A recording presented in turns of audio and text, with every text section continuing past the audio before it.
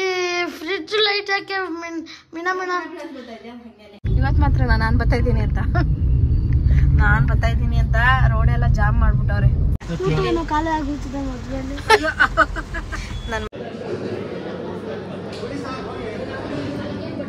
ಬರ್ತೀವೋ ಅಥವಾ ಆನೇ ಬರಲ್ಲ, ಲೇಟ್. ನಾವು ಯಾವತ್ತು ಲೇಟಾಗಿ ಬರ್ತೀವೋ ಅಥವಾ ಬೇಗ ಬಂದ್ಬಿಟ್ಟಿವಿ ಅಲ್ಲ ಕಂದ. ಸೊ ಫೋಟೋ ಇದ್ರೆ ನಾನ್ ವೆಜ್ ತಿನ್ಬಾರ್ದು ಅಂತ ಏನೂ ಇಲ್ಲ.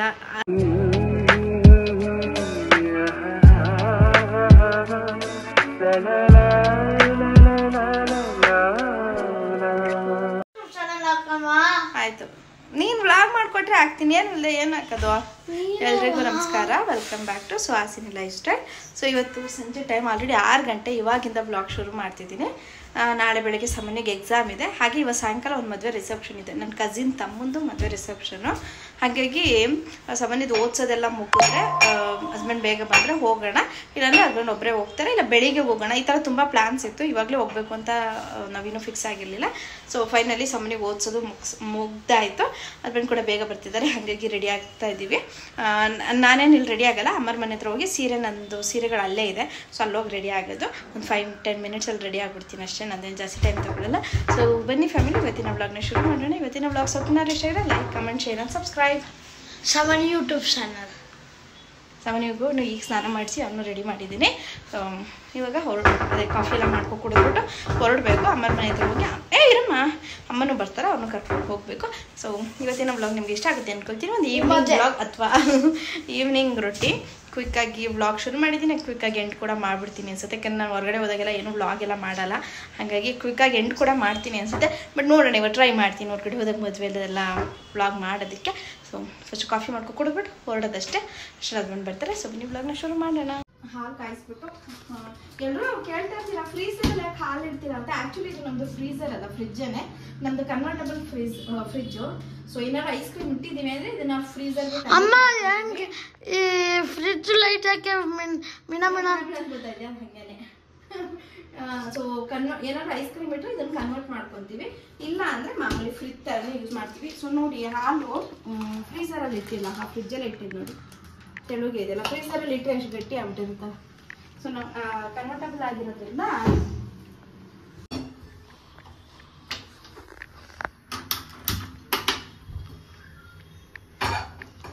ಫ್ಯಾಮಿಲಿ ಬಂದಿದ್ದ ವಿಡಿಯೋ ಮಾಡ್ತಾ ಇದ್ದೀನಿ. ಇವಾಗ ಏನು ಟ್ರಾಫಿಕ್ ಅಂದರೆ ಟ್ರಾಫಿಕ್. ಇವತ್ತು ನಾವು ಮನೆ ಬಿಟ್ಟು ಆಲ್ರೆಡಿ 3/4 ಗಂಟೆ ಆಯಿತು ನೋಡಿ ಟ್ರಾಫಿಕ್ಕು.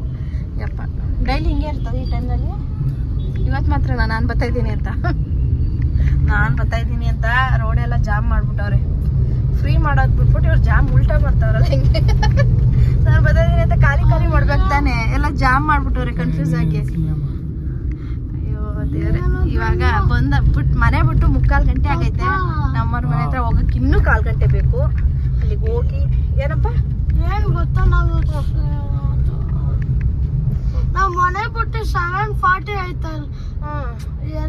7:40 ಆಯ್ತಲ್ಲ, ಇದಿನ್ನೂ 7:47 ಇದೆ. ನಾವು ಮನೆ ಬಿಟ್ಟು 7:40 ಅಲ್ಲ. ಪಾಪ ನಾವು ಮನೆ ಬಿಟ್ಟು 6:40 ಇಲ್ಲ 6:50 ಇರ್ಬೇಕು, 7 o'clock ಇರಬೇಕು.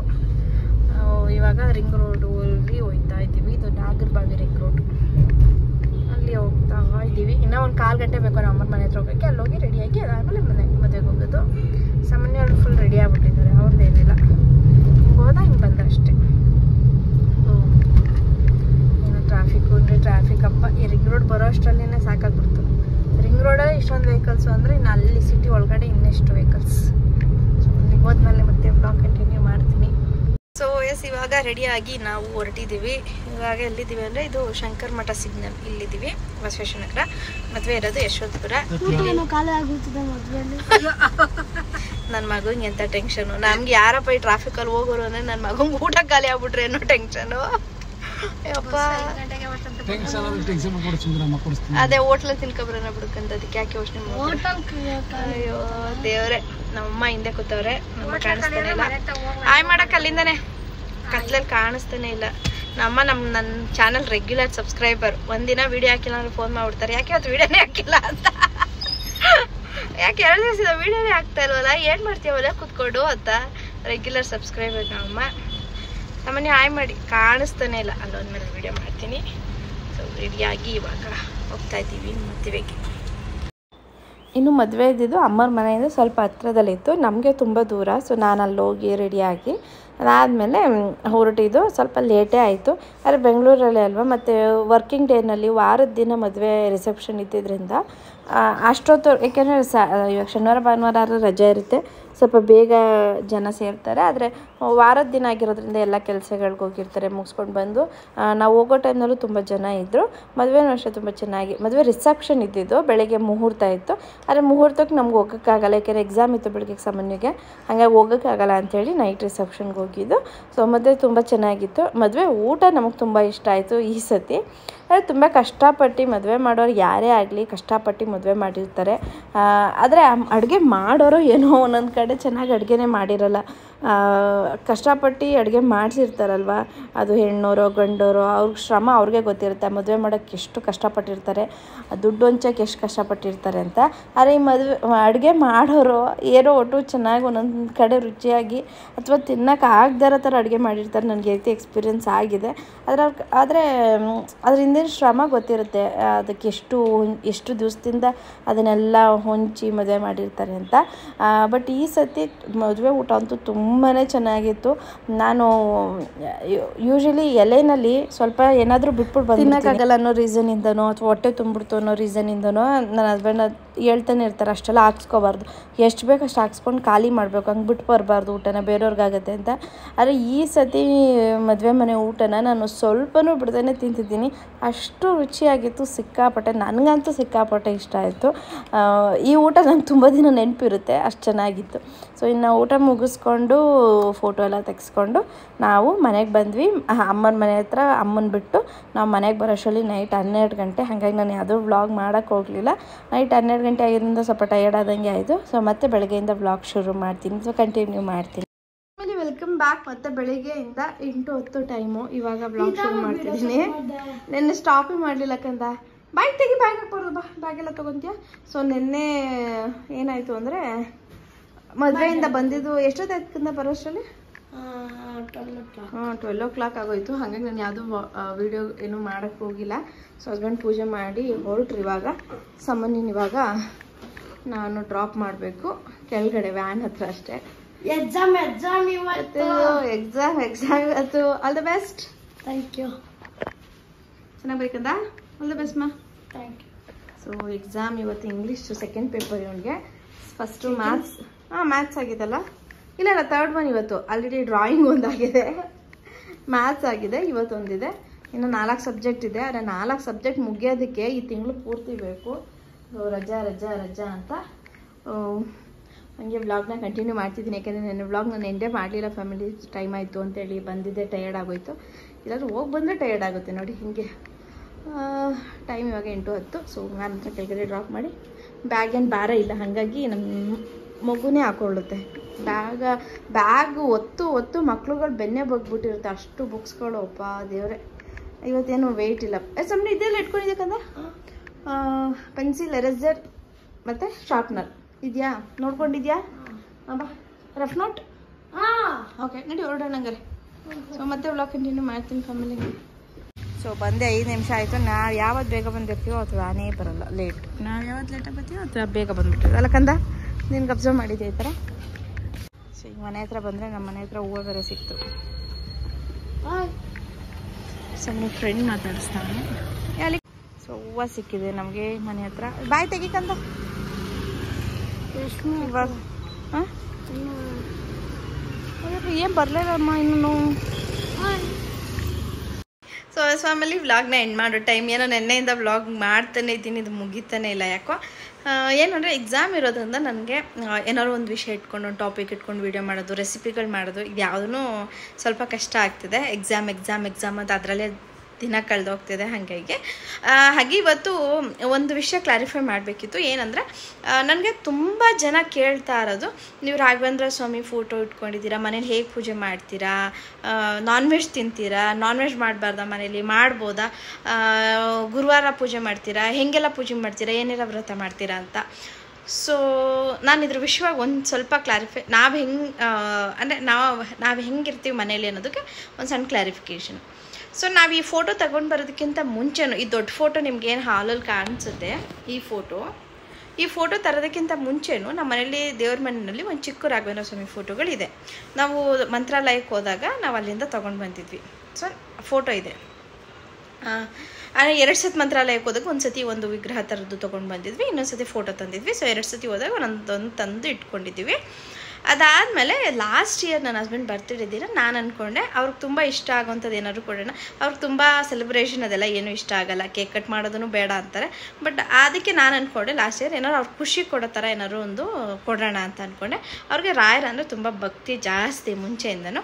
ಹಾಗಾಗಿ ಅವ್ರಿಗೆ ಈ ಫೋಟೋ ಕೊಟ್ಟರು ಅವ್ರು ಖುಷಿ ಪಡ್ತಾರೆ ಅಂದ್ಕೊಂಡು ನಾನು ಈ ಫೋಟೋ ಮಾಡಿಸಿದ್ದು.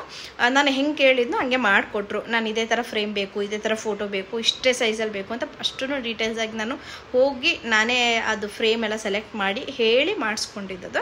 ಮಾಡಿಸ್ಕೊಬಂದು ಅವ್ರಿಗೆ ಕೊಟ್ಟೆ. ಅವ್ರಿಗೆ ತುಂಬ ಸರ್ಪ್ರೈಸ್ ಥರನೇ ಫೀಲ್ ಮಾಡಿದ್ರು, ಬಿಕಾಸ್ ಅವ್ರಿಗೆ ಒಂದು ಚೂರು ಐಡಿಯಾ ಇರಲಿಲ್ಲ.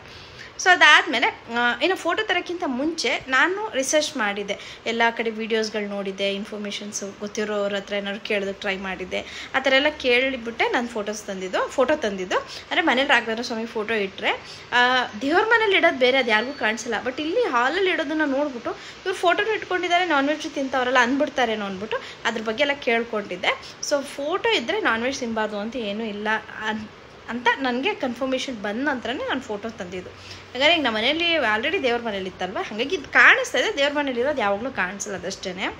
ಹಾಗಾಗಿ ನಾವೇನು ಅಂದರೆ ಫ್ಯಾಮಿಲಿ, ನಾನಾಗಲಿ ಹಸ್ಬೆಂಡ್ ಆಗಲಿ ರಾಯರನ್ನು ತುಂಬ ನಂಬ್ತೀವಿ. ಸೊ ನಂಬಿಕೆಯಿಂದ ನಾವು ಗುರುವಾರದೊತ್ತು ನಾನ್ ವೆಜ್ ತಿನ್ನೋದು ಬಿಟ್ವಿ. ನಾವು ಮುಂಚೆ ಗುರುವಾರನೂ ನಾನ್ ವೆಜ್ ತಿಂತಾಯಿದ್ವಿ.